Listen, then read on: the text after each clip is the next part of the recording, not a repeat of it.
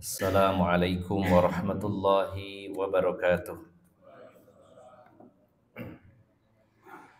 Alhamdulillahi hamdan katsiran tayyiban mubarakan fi kama yuhibbu rabbuna tabaraka wa ta'ala wa yarda. Ashhadu an la ilaha illallah wahdahu la syarika lah wa ashhadu anna Muhammadan abduhu wa rasuluhu la nabiyya ba'dah. Allahumma salli wa sallim wa barik ala nabiyyina Muhammadin wa ala alihi wa sahbihi ajma'in. Wa qala Allah ta'ala fi kitabihil karim, ya ayyuhalladzina amanu taqullaha haqqa tuqatih wa la tamutunna illa wa antum muslimun, amma ba'd. Para alim ulama, para ustadz, para sesepuh yang senantiasa saya hormati dan saya muliakan, bapak-bapak dan ibu-ibu jamaah Masjid An-Nur yang dirahmati Allah Subhanahu wa ta'ala.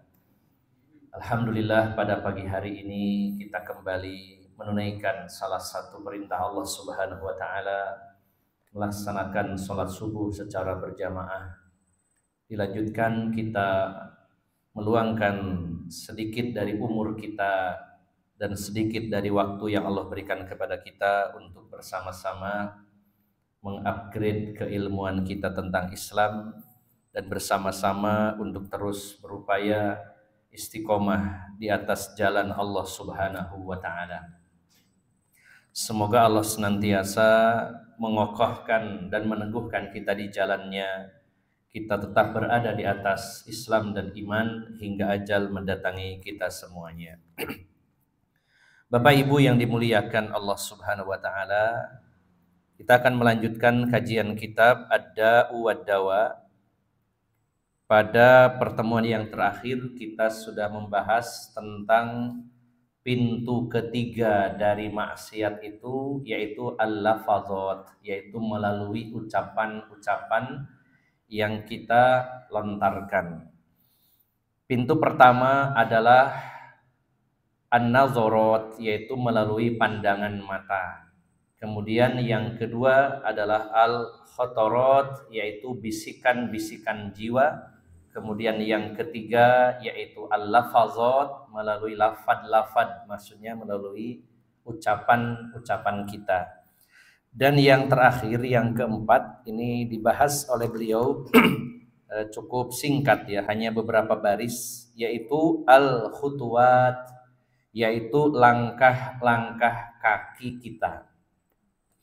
Salah satu pintu maksiat adalah melalui langkah-langkah kaki kita. Beliau mengatakan wa ammal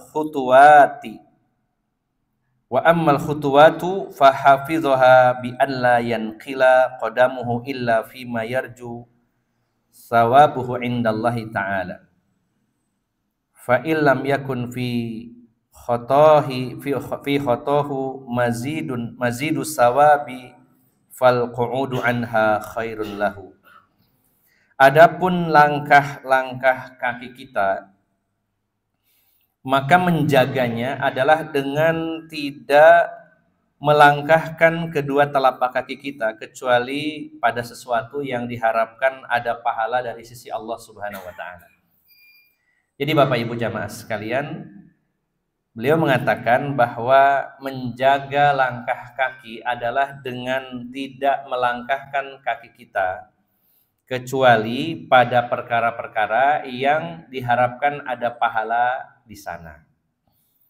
Maka jika pada langkah-langkah kaki kita ini tidak akan menambah pahala dari sisi Allah, maka yang terbaik adalah duduk atau diam. Jadi Bapak Ibu jamaah sekalian, setiap kita akan bepergian, akan melangkahkan kaki kita, termasuk dalam hal ini berkendaraan tentunya sebagai bentuk lain dari bepergian ya.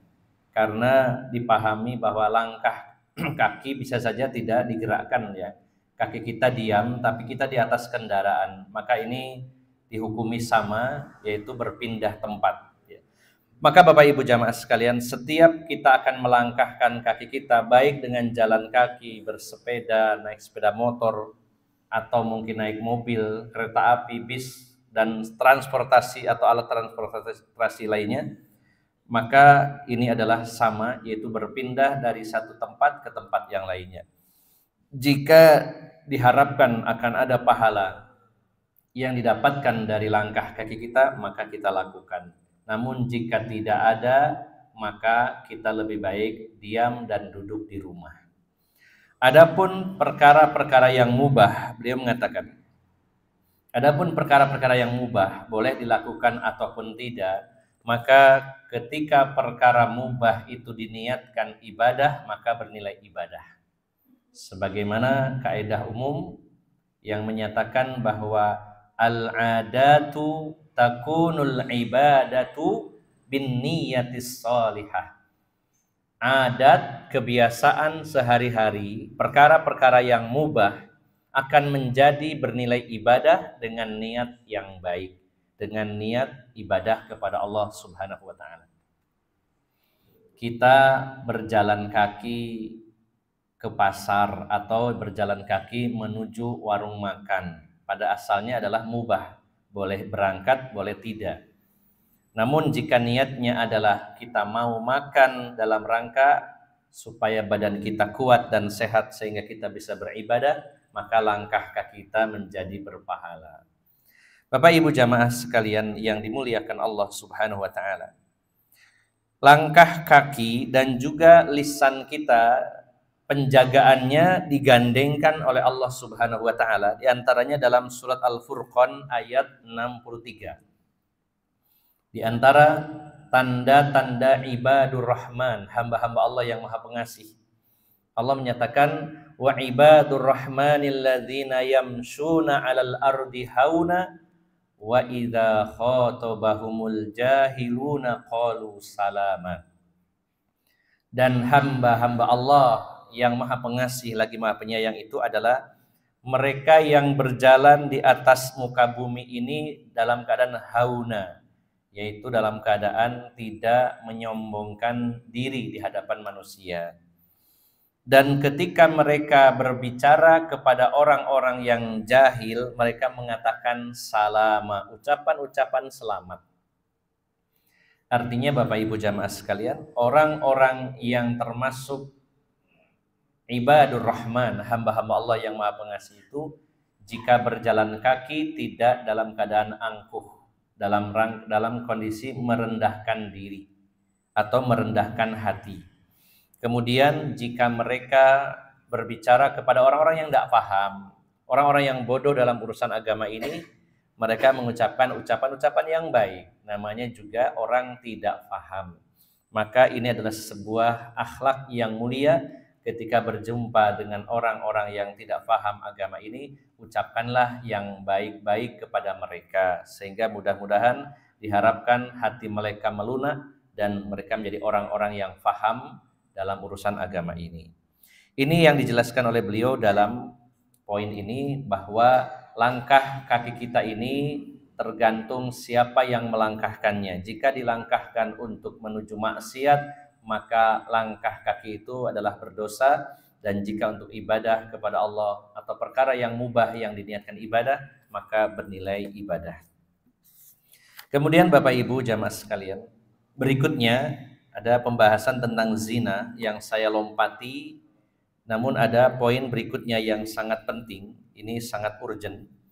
Faslun mufsidatul liwat, pasal tentang kerusakan perbuatan homoseksual, atau istilahnya liwat ya, karena ini adalah perbuatan dari kaum Nabi Lut sehingga disebut liwat atau homoseksual.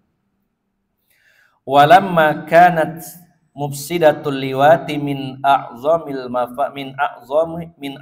mafasidi kanat uqubatuhu fid dunya wal akhirati min a'zamil uqubat. Wa qad ikhtalafa an-nas hal huwa aghladu uqubatin minaz zina au zina aghladu uqubatihi minhu au uqubatuhuma sawa ala salasati aqwalin. Ketika kerusakan homoseksual itu adalah sebesar-besar kerusakan, maka akibatnya sangat besar di dunia maupun di akhirat. Ini maksudnya Bapak Ibu jamaah sekalian, homoseksual yang pernah terjadi di zaman Nabi Lut kemudian berlanjut hingga hari ini adalah memiliki kerusakan yang sangat besar. Bahkan Bapak Ibu jamaah sekalian, pada hari ini pelaku-pelaku homoseksual secara umum bertambah secara signifikan, dan ini adalah sesuatu yang sangat mengkhawatirkan. Ada salah satu teman yang sekarang sedang diuji dengan musibah, ya, anaknya ditahan di Polda Jatim. Ternyata setelah ditelusuri ada kasus narkoba, namun si anak ini masuk di grup, yaitu grup para pelaku homoseksual. Jadi ada adminnya yang menjadi pecandu sabu atau yang sejenisnya, kemudian ditangkap, lalu satu grup, dalam grup WA itu semuanya ditangkap. Dan orang tuanya, ini teman saya sendiri, tidak tahu kalau anaknya itu ternyata memiliki kelainan, yaitu melakukan hubungan homoseksual. Dan anaknya lulusan pondok, hafal beberapa belas juz Al-Quran, dan kita tidak pernah menyangka, ya, baru ketahuan setelah ditahan Polda karena admin yang dimana dia masuk dalam grup WA tersebut ya terlibat urusan dengan narkoba. Akhirnya semua anggota grupnya disangkut pautkan. Nah, ternyata setelah ditelusuri penyebabnya adalah ketika dulu mondok dan tidak cerita kepada orang tuanya, pernah nun sewu disodomi oleh salah satu penjaga asramanya, sehingga menjadi korban dan berikutnya menjadi pelaku. Sehingga banyak kejadian orang-orang yang menjadi korban akhirnya menjadi pelaku. Dan ini yang merupakan sarana paling besar menyebarkan virus HIV. Mungkin yang lebih mengerti dan memahami masalah ini Pak Dr. Didi, ya, karena beliau ditunjuk oleh pemerintah kabupaten kota menangani kasus-kasus seperti ini. Namun Bapak Ibu jamaah sekalian, pada hari ini kita sangat prihatin, ya, karena ternyata perbuatan yang sangat rusak ini tidak hanya terjadi atau dilakukan oleh orang-orang yang kita pandang jauh dari agama. Ternyata banyak juga yang pelaku sekaligus korban atau sekaligus sebagai korban lalu jadi pelaku. Itu juga ternyata banyak di beberapa lembaga-lembaga keagamaan, terutama pondok. Nah, ini merupakan PR yang sangat besar Bapak Ibu jamaah sekalian. Jadi sekarang kita merasa khawatir, bukan hanya khawatir terhadap anak perempuan kita, tapi anak laki-laki kita juga perlu kita khawatirkan. Perlu kita perhatikan secara khusus. Kalau dulu anak laki-laki keluar pergi bersama temannya, ya kita santai. Tapi sekarang perlu lebih perhatian lagi dengan siapa dia bergaul. Harus dicek. Kalau perlu diketahui sosial medianya dengan siapa dia bergaul, kemana saja, karena kasus-kasus homoseksual semakin hari semakin besar. Beberapa tahun yang lalu, seperti penggerebekan di sebuah hotel Surabaya, ada 100 pasang, ya, pelaku homoseksual yang melakukan pesta homoseks. 100 pasang di sebuah hotel daerah Surabaya, yang akhirnya waktu itu didatangi oleh beberapa teman dari FPI waktu masih eksis waktu itu. Nah, Bapak Ibu jamaah sekalian yang dimuliakan Allah Subhanahu wa taala, seberapa besar kerusakan perbuatan homoseksual ini dibahas oleh Imam Ibnu Qayyim dalam kitab Ad-Da'u wa Dawa, cukup panjang, namun saya persingkat saja. Ada satu pertanyaan, ya, dan ini merupakan bentuk ikhtilaf, perbedaan pendapat dari para ulama. Apakah perbuatan homoseksual ini dihukumi bahayanya lebih besar dari perbuatan zina, ataukah sama atau lebih ringan dari perbuatan zina? homoseksual apakah lebih jelek, lebih buruk dan lebih besar akibatnya dari perbuatan zina, ataukah sama atau lebih rendah, lebih ringan dari perbuatan zina. Fadhahaba Abu Bakrin As-Siddiq wa Ali bin Abi Thalib wa Khalid bin Walid wa Abdullah bin Zubair, Abdullah bin Abbas wa Jabir bin Zaid berpendapat di antara para sahabat yaitu Abu Bakar, Ali bin Abi Thalib, Khalid bin Walid, Abdullah bin Zubair, Abdullah bin Abbas dan beberapa sahabat lainnya, Jabir bin Zaid, Abdullah bin Ma'mar, kemudian Imam Az-Zuhri, Rabi'ah bin Abdurrahman, Imam Malik, guru dari Imam Syafi'i, wa Ishaq bin Rahawai wal Imam Ahmad dan lain-lainnya berpendapat, mereka mengatakan pendapat yang pertama bahwa ila anna uqubatahu aglazu min uqubatiz zina, bahwasanya perbuatan homoseksual ini lebih bahaya, lebih besar kerusakannya, lebih besar dosanya dibandingkan perbuatan zina.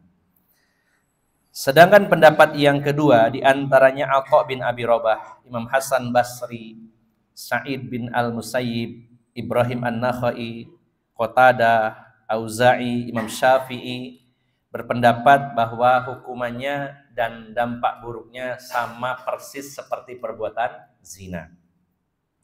Sedangkan Al-Hakam dan Imam Abu Hanifah berpendapat bahwa perbuatan liwat atau homoseksual lebih ringan daripada zina. Maka kita akan bahas Bapak Ibu jamaah sekalian. Dari tiga pendapat ini, maka pendapat yang pertama yang menyatakan bahwa homoseksual lebih buruk, lebih jahat, dan lebih banyak dampak negatifnya dari perbuatan zina adalah pendapat yang paling kuat. Bapak Ibu jamaah sekalian yang dimuliakan Allah Subhanahu wa ta'ala. Alasan dari pendapat yang pertama adalah bahwasanya kalau zina dilakukan oleh seseorang karena selain adanya syahwat, ada juga kebutuhan di sana. Sebagai manusia yang normal, laki-laki membutuhkan wanita, wanita membutuhkan laki-laki.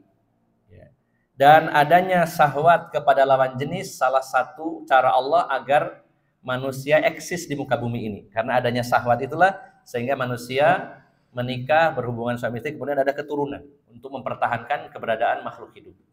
Sedangkan perbuatan homoseksual hanya semata-mata nafsu, tidak ada kebutuhan di sana. Secara tabiat, secara asal, laki-laki tidak butuh kepada laki-laki yang lain dalam masalah hubungan seksual. Beda dengan laki-laki dan perempuan. Maka ini adalah penyimpangan dalam masalah tabiat. Kalau zina, ya itu dosa besar tentunya. Tetapi masih dalam koridor normal, yaitu sesama atau menyukai lawan jenis. Sedangkan homoseksual adalah selain juga perbuatan dosa besar, juga telah merusak fitrah manusia, yaitu keluar dari tabiat asal dari manusia, yang bahkan mayoritas, bahkan binatang saja pun ya, yang jantan menyukai yang betina, betina menyukai yang jantan. Sedangkan orang yang homoseksual selain dia berdosa, kemudian juga telah keluar dari tabiat yang aslinya. Kemudian yang kedua, Bapak Ibu jamaah sekalian yang dimuliakan Allah Subhanahu wa ta'ala. Orang yang berzina itu dibagi menjadi dua, yaitu zina muhson dan ghairu muhson, yang hukumannya berbeda. Jika pezina muhson, yaitu yang sudah menikah atau pernah menikah, yang punya suami, punya istri, atau seorang duda, seorang janda, kalau berzina maka hukumannya rajam. Sedangkan kalau yang ghairu muhson, yang belum pernah menikah, masih single, belum nikah sama sekali, maka hukumannya dicambuk 100 kali dan diasingkan 1 tahun dari kampung halamannya. Sedangkan pelaku homoseksual ya tidak dibeda-bedakan, hukumannya adalah mati.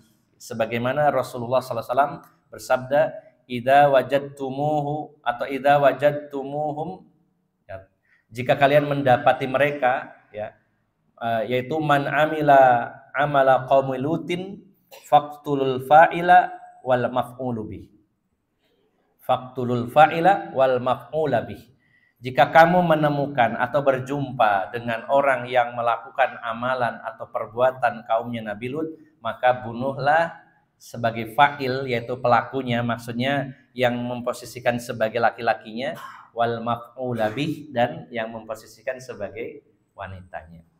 Nah, dalam sebuah hubungan antara laki-laki dengan laki-laki, dalam hubungan homoseksual, ada yang bertindak sebagai laki-lakinya, ada yang bertindak sebagai perempuannya. Kadang-kadang bisa stabil seperti itu, yang posisi laki-laki jadi laki-laki terus, yang perempuan jadi, yang posisi perempuan terus menjadi posisi perempuan. Ada kalanya bahkan bergantian. Nauzubillah. Yang pekan ini jadi laki-lakinya, pekan depan ganti jadi perempuannya, begitu. Nah, dan itu bahkan ada yang sampai menikah, bahkan sampai serumah. Bahkan saya pernah punya tetangga seperti itu, yang laki-laki, yang posisi laki-laki dia kerja keluar, sementara yang posisi sebagai perempuan sama-sama laki-lakinya, tapi mengerjakan pekerjaan seperti wanita, bagi tugas begitu. Nah, maka kalau zina masih ada dibedakan, zina muhson, ghairu muhson. Maka yang muhson ini kan hukumnya rajam, berarti dibunuh, meninggal, sampai meninggal. Sedangkan yang ghairu muhson tidak sampai meninggal, hanya dicambuk 100 kali dan diusir. Sedangkan hukuman bagi pelaku homoseksual yang sudah menikah ataupun belum dipukul rata sama, yaitu dengan cara dihukum mati keduanya. Kemudian Bapak Ibu jamaah sekalian yang dimuliakan Allah Subhanahu wa taala, di dalam Al-Qur'an larangan tentang zina Allah menyebutnya dengan kata fahisyah. Sedangkan homoseksual dengan kata al-fahisyah, ada alnya, ada bedanya. Allah berfirman dalam surat Al-Isra tentang zina ayat 32. Surat Al-Isra ayat 32, wala taqrabuz zina innahu kana fahisyatan wa sa'a sabila. Dan janganlah kalian mendekati zina, sesungguhnya zina itu fahisyah, perbuatan keji, wasa asabila, dan seburuk-buruk jalan. Sedangkan ayat tentang homoseksual yaitu dalam surat Al-A'raf ayat 80, Allah berfirman, atatунal fahisyata ma sabaqakum biha min ahadim minal alamin. Apakah kalian melakukan al-fahisyah, perbuatan keji, yang tidak pernah dilakukan oleh kaum sebelum kalian seorang pun dari alam semesta ini? Nah, maka zina disebut fahisyah, sedangkan homoseksual al-fahisyah. Dalam bahasa Arab kalau fahisyah ini adalah berbentuk isim, yaitu isim yang al-fahisyah ini ada alif lam, berarti isim nakiroh, yaitu yang spesifik. Sedangkan fahisyah ini bersifat umum. Zina dikatakan fahisyah, ya, maka sifatnya umum, kekejian sebagaimana kekejian yang umum. Sedangkan homoseksual disebutkan dengan isim nakiroh al-fahisyah, ini menunjukkan secara lebih khusus, kekejian yang lebih khusus. Ini diantara alasan yang ketiga. Kemudian yang keempat, ini menguatkan pendapat yang pertama bahwa homoseksual lebih besar keburukannya daripada zina. Di dalam hadis yang diriwayatkan Imam Ahmad dan Ibnu Hibban, Rasulullah bersabda, la'anallahu man amila amala qaumi lutin, la'anallahu man amila amala qaumi lutin, la'anallahu man amila amala qaumi lutin. Disebutkan sampai 3 kali oleh Rasulullah, Allah melaknat orang-orang yang melakukan perbuatan homoseksual, yaitu perbuatan kaumnya Nabi Lut, sampai disebutkan 3 kali. Nah, maka penyebutan 3 kali, sedangkan 1 kali untuk zina, ini menunjukkan bahwa homoseksual lebih berat dan lebih besar dosanya dari perbuatan zina. Kemudian Bapak Ibu jamaah sekalian yang dimuliakan Allah Subhanahu wa taala, ada kesalahpahaman sebagian orang yang menyatakan bahwa para sahabat Nabi atau para ulama berbeda pendapat tentang menghukumi homoseksual.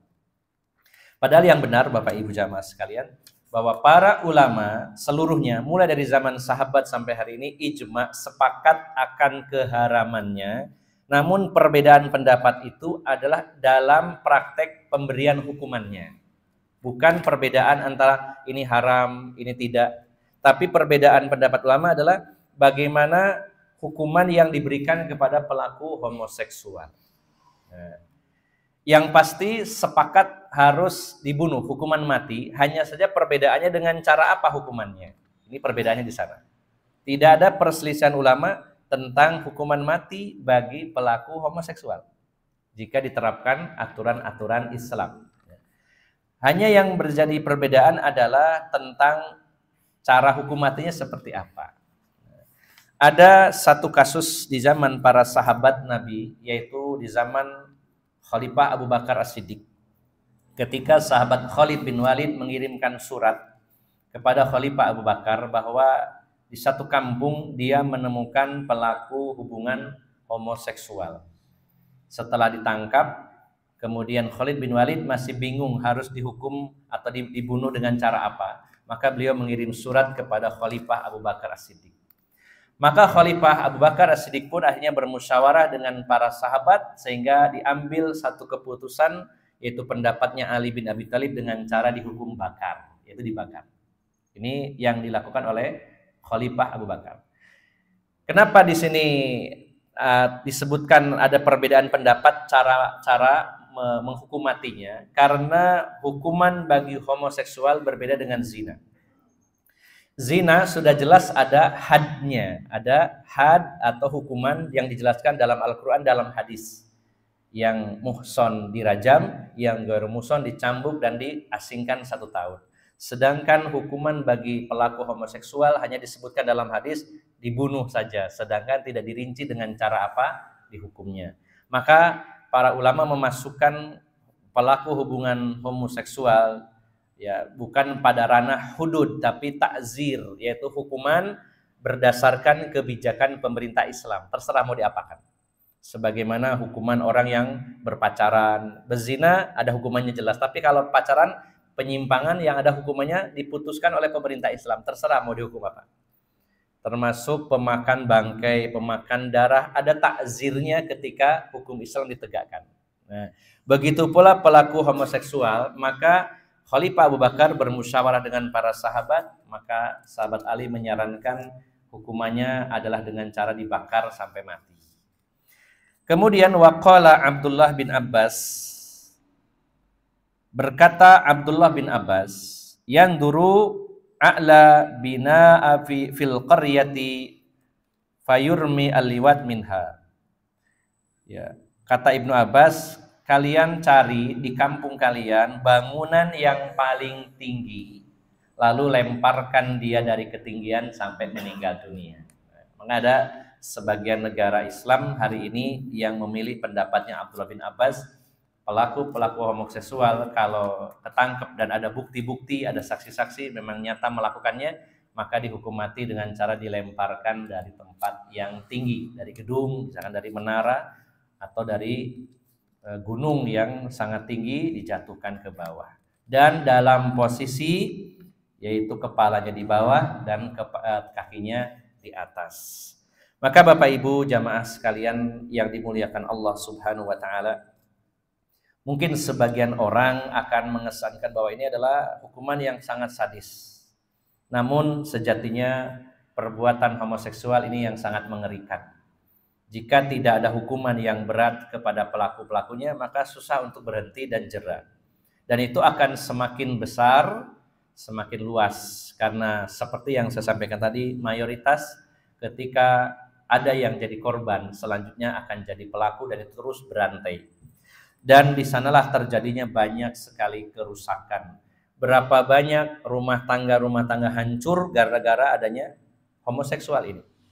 Nun sewu Bapak Ibu jamaah sekalian, bukan berarti membenarkan zina. Ketika seorang suami misalkan berzina dengan wanita lain, dengan bukan istrinya, ya, maka tentu ini adalah perbuatan dosa besar dan si istri berhak untuk mengajukan gugatan cerai.